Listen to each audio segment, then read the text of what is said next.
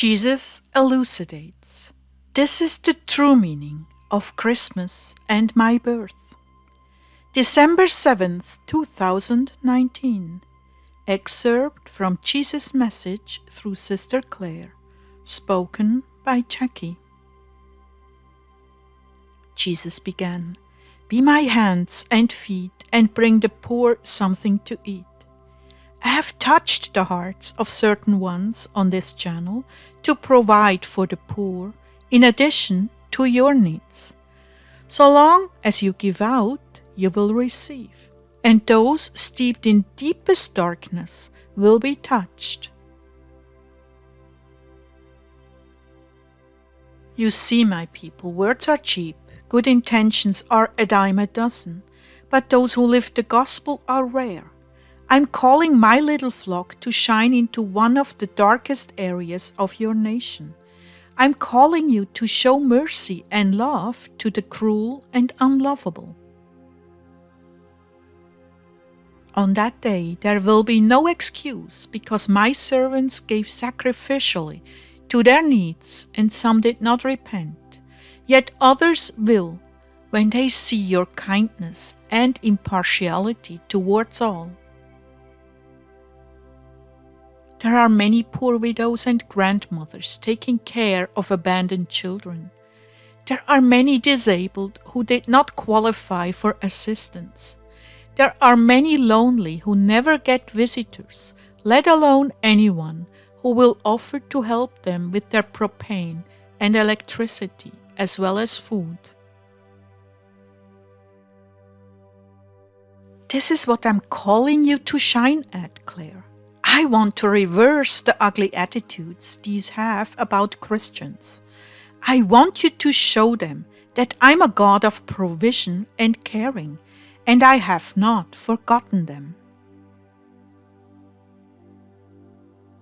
This is the time of the year when families are spending lavish amounts of money on toys and trinkets for their children and friends.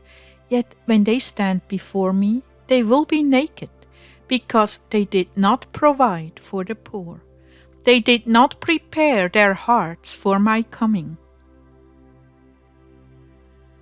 Dear ones, Christmas is not fulfilled with a lavishly decorated tree, replete with boxes and boxes of presents. That is not Christmas. That is unbridled avarice and indifference to the needs of the poor among you. The Satanists laugh you to scorn from Thanksgiving until New Year's, because while you are so caught up in buying appropriate gifts, they are laying curses upon you and fasting for their feast of the New Year, at which time they will assemble and draw down evil upon those who are spiritually naked, blind, and poor. They are spiritually impoverished and uncovered because of greed and avarice. They have not given to the poor, so I do not defend them. Does not my word repeat over and over again that I protect those who take care of the poor?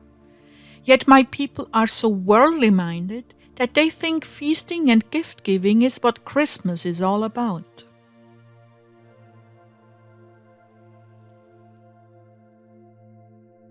Dear ones, have you ever looked at my manger and wondered, what was God thinking when He sent His only begotten Son to earth in a filthy stable? Are you thinking how quaint that was? No, my people, this was not a quaint presentation of my incarnation. Rather, it was an example for you to live a simple life that honors God and not men. Everything I accomplished was done in avoidance of impressing or enlisting the support of the wealthy. Rather, I presented you with the greatest gift ever given to man, and did it without ostentation, pomp, and worldly splendor.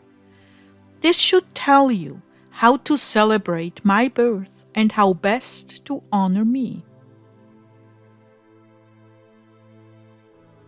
Lord, I always have trouble with this because what has made Christmas so special to me since I was a child was the beautiful tree and glittering presents. It left a deep impression on me, a time of mystery, joy, and something more special than any other time of the year. My precious, when you were a child, you embraced childish things, which I've allowed in the past to bring special significance to my birth for children, a time of joy and feasting, but with a careful eye to those who had nothing. You got it right when you taught your children to make corn husk dolls and saints from a bare winter branch, the significance of which was that these men and women gave me their lives. So now they live in glory with me in heaven. You got it right when you took food boxes to poor families. But now that you are an adult and a shepherdess, you must teach your people to give and honor my birth by a sincere offering of their hearts to me in the service of mankind. Your culture is eaten up with the cancer of avarice, greed, and self gratification.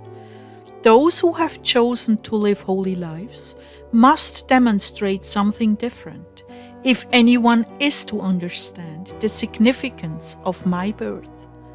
I want them to know that I care. I'm looking in on them. I remembered them and I love them. Give this kind of gift to the poor and you will satisfy my heart. As for your own family's celebration of Christmas, make me the focal point. Use an advent calendar and pray special prayers each day in preparation for my coming. Bring a baby Jesus doll for them to hold and retell the story of my birth. There are many precious graces during this time. They enrich the soul and bring the children nearer to me.